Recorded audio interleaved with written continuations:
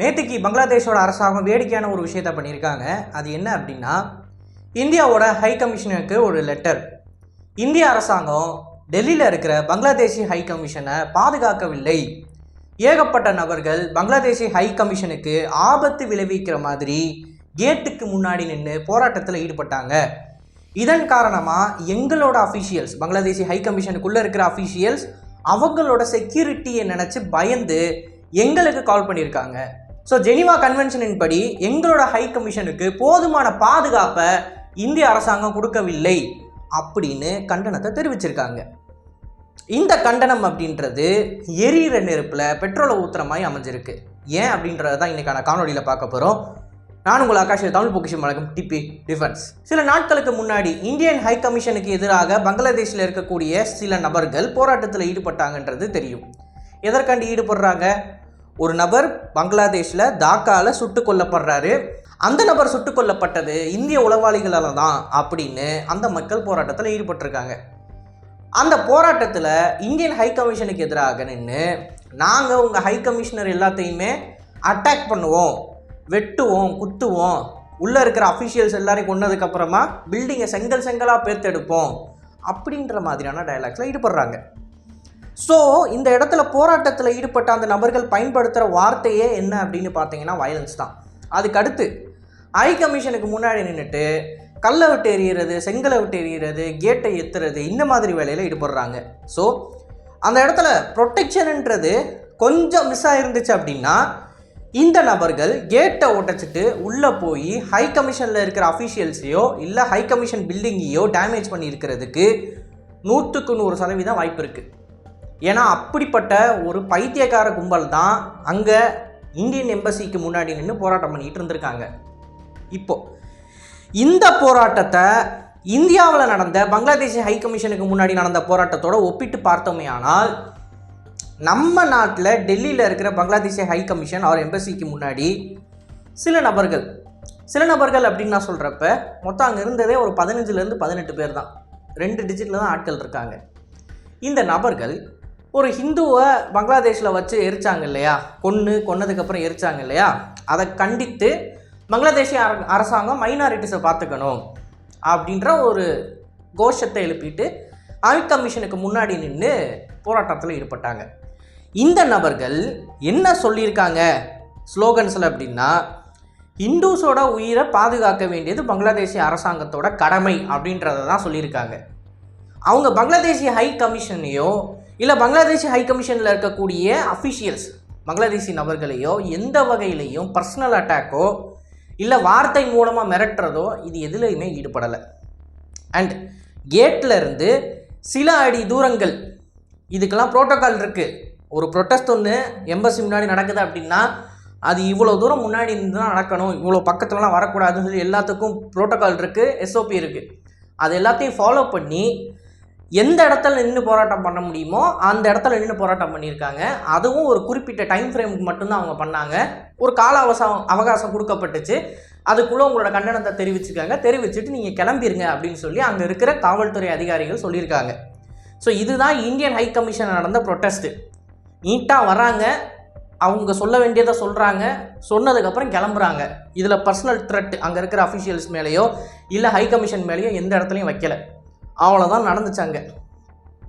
இதை தாண்டி வேறு எதுவுமே நடக்கலை. ஆனால் இதை நம்ம பங்களாதேஷோட ஒப்பிட்டு பார்த்தோமே ஆனால் அங்கே நடந்தது டோட்டலி வேறு. கவர்மெண்ட்டோட சப்போர்ட் இல்லாமல் இவ்வளோ பெரிய மாபு எம்பசி முன்னாடி மார்ச் பண்ணி வர முடியாது அப்படின்னு நிறைய பேர் இதற்கு முன்னாடி சொல்லியிருந்தாங்க. அப்போல்லாம் கூட நம்ம நம்பலை. ஏன்னா எவிடன்ஸ் வேணும் நமக்கு. இந்த யூனிஸ் கவர்மெண்ட் இப்படிப்பட்ட மாப்பை கல்டிவேட் பண்ணி தான் அனுப்புகிறாங்களா, இல்லை இந்த மாப் தனித்து இயங்குறாங்களா அப்படின்ற எவிடன்ஸ் நமக்கு இல்லாமல் நம்ம பேசக்கூடாதுன்னு சொல்லி அதை பற்றி நம்ம பேசலை.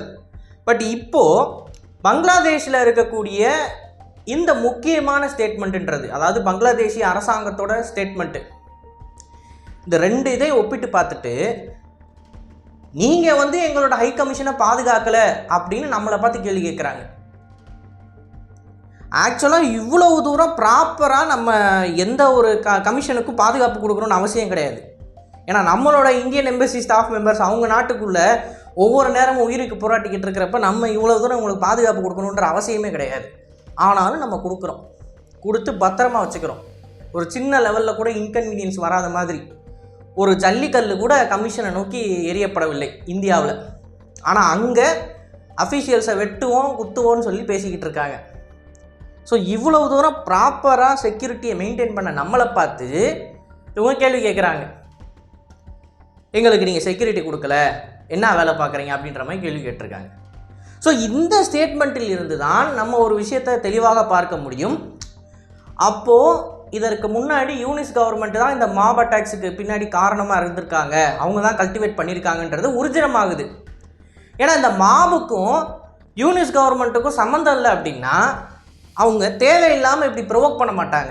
இந்திய அரசாங்கத்தை வந்துட்டு இவங்க வேணும்னே ப்ரொவோக் பண்ணுறாங்கன்னா அப்போது இவங்க தான் ஆட்களை வச்சு இந்தியன் எம்பசிலையும் பிரச்சனை பண்ணியிருப்பாங்க. இது தெளிவாக தெரியுது நமக்கு. ஸோ இந்த 2 இன்சிடெண்ட்டையும் நம்ம ஐசோலேட்டடாக பார்க்க முடியாது, ரெண்டுத்துக்குமே சம்மந்தம் இருக்குது. இந்தியன் எம்பசியில் அட்டாக் நடக்கிறதும் அதற்கு ஒரு ரிட்டாலியேஷனாக அவங்களோட பங்களாதேஷ் எம்பசியில் நம்ம மக்கள் போராட்டத்தில் ஈடுபட்டதையும் இவங்க ஒப்பிட்டு பேசி அதில் நம்ம நம்மளோட வேலையை ஒழுங்காக செய்யலை, நம்ம ப்ரொடெக்ஷன் கொடுக்கல அப்படின்னு பேசுகிறாங்கன்னா இது எவ்வளோ பெரிய நக்கலாக இருக்கும் இவங்களுக்கு. இல்லை எவ்வளோ பெரிய நக்கல்னு பார்த்துக்கங்க. இதிலேருந்து தான் நம்ம ஒரு கன்க்ளூஷனுக்குள்ளே வரோம், இந்தியாவை ப்ரொவோக் பண்ணுறதுக்கு தான் இந்த அரசாங்கம் செயல்பட்டுக்கிட்டு இருக்கு அப்படின்னு. ஸோ கடந்த காணொலியில் நான் இந்த மேட்டரை பற்றி டிஸ்கஸ் பண்ணியிருப்பேன், எதனால் இந்தியா பங்களாதேஷ் மேலே ஒரு மிலிட்டரி ஆக்ஷன் எடுக்கக்கூடாது அப்படின்னு. அந்த காணொலியில் சொல்லியிருப்பேன் இதனால் யாருக்கு ப்ராஃபிட் இருக்குது அப்படின்னு. அதன்படி தான் தெளிவாக நடந்துக்கிட்டு இருக்குது. இப்போது நம்மளை ப்ரொவோக் பண்ணி நம்ம ஏதாச்சும் பண்ணுவோமா அப்படின்ற மாதிரி தான் அந்த யூனிஸ் கவர்மெண்ட் பங்களாதேஷி மக்களை மண்டையை கழுவி யூஸ் பண்ணிக்கிட்டு இருக்காங்க. இதிலேருந்து நம்ம ஸ்மூத்தாக வெளியே வரணும். அண்ட் கடந்த காணொலியில் நிறைய பேர் சில கமெண்ட்ஸை பதிவிட்டுக்கிட்டு இருந்தீங்க, அது எப்படி நம்ம மோரல் ஐடியாலஜிஸை ஃபாலோ பண்ணாமல் ஒரு கண்ட்ரி கூட ரிலேஷன்ஷிப்பில் இருக்க முடியும். அதாவது நம்மளோட ஐடியாலஜிஸுக்கு எதிராக இருக்கிற ஆள் கூட பரவாயில்ல, பேசிக்கு மனிதாபிமானமே இல்லாமல் நடந்துக்கிற ஒரு காட்டு மிராண்டி கூட்டத்துக்கூடலாம் நம்ம எப்படி ரிலேஷன்ஷிப்பில் ஈடுபட்டு ஒரு நல்ல ஈஸ்டர்ன் பிளாக்கை உருவாக்குறது அப்படின்ற மாதிரிலாம் நிறைய பேர் கமெண்ட்ஸில் பதிவிட்டுக்கிட்டு இருந்தீங்க. அவங்க எல்லாத்துக்கும் ஒரே ஒரு விஷயம் தான் சொல்லிக்கிறேன், தாலிபான்ஸ் மோசமான ஆட்கள் தான். நீங்கள் என்ன வேணால் பண்ணிக்கங்க, என்ன வேணால் திட்டிக்கங்க, ஆனால் தாலிபான்ஸ் மோசமான ஆட்கள் தான். அந்த மோசமான ஆட்கள் கூட நம்ம எந்த விதமான டிப்ளமேட்டிக் டைஸையுமே வச்சுக்கக்கூடாது. ஐடியாலஜிக்கல் ஃபாலோ பண்ணோம் அப்படின்னா, மோரலையும் எத்திக்ஸையும் ஃபாலோ பண்ணோம்னா அந்த நபர்கள் கூட நம்ம எந்த டிப்ளமேட்டிக் டைஸையும் வச்சுக்கக்கூடாது. ஏதாவது வெஸ்டர்ன் கண்ட்ரி தாலிபானோட டிப்ளமேட்டிக் டைஸ் வைக்குதா? கிடையாது. அவங்களோட மக்களுக்கு ஏதாவது பிரச்சனை, மக்கள் இறந்துக்கிட்டு இருக்காங்க அப்படின்னா எய்ட் பேக்கேஜ் வேணால் கொடுப்பாங்க. அதை தவிர வேறு எந்த ஒரு டிப்ளமேட்டிக் டைஸ்லையும் தாலிபானோட எந்த வெஸ்டர்ன் கண்ட்ரியும் ஈடுபடாது. ஆனால் நம்ம அதில் ஈடுபட்டுக்கிட்டு இருக்கோம்.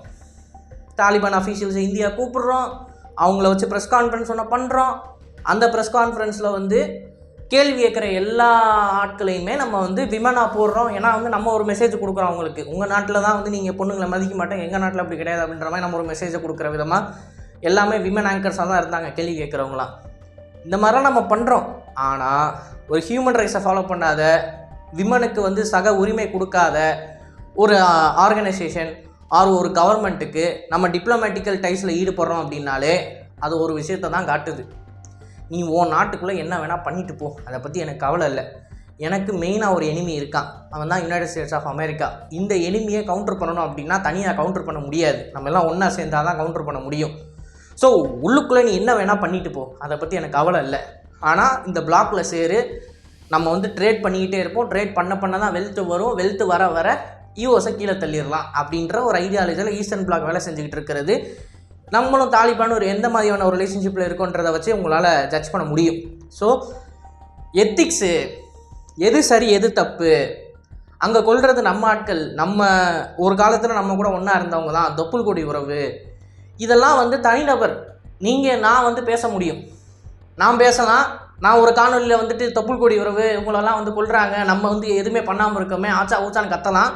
நீங்களும் தாராளமாக அதை பற்றி உங்களோட கருத்துக்களை தனியாக காணொலியின் மூலமாகவோ இல்லை இந்த வீடியோவுக்கு கீழே கமெண்ட் செக்ஷன்லையோ நீங்கள் மென்ஷன் பண்ணலாம். ஆனால் டிப்ளமசி அப்படி வேலை செய்யாது, அரசாங்கம் அப்படி வேலை செய்யாது. அரசாங்கத்துக்கு எத்திக்ஸ் மாறல்னு எதுவுமே கிடையாது. இன்றைக்கி தேதிக்கு இந்திய அரசாங்கத்துக்கு, இந்திய நாட்டு மக்களுக்கு எது நல்லது, அந்த நல்லதற்கு நம்ம என்ன பண்ணணுமோ அதை பண்ணிட்டு போயிட்டே இருப்போம். அவ்வளோதான், சிம்பிளாக சொல்லணும் அப்படின்னா. ஸோ இந்த காணொலி பற்றின உங்களோட கருத்துக்கள் வரவேற்கப்படுகின்றன. அண்ட் இது போல் நிறைய தகவலை தெரிந்து கொள்ள டிபி நியூஸ் பேஜை ஃபாலோ பண்ணிக்கோங்க. நல்லது இப்போ நல்ல சமுதாயத்தை வரக்கும். நன்றி, வணக்கம்.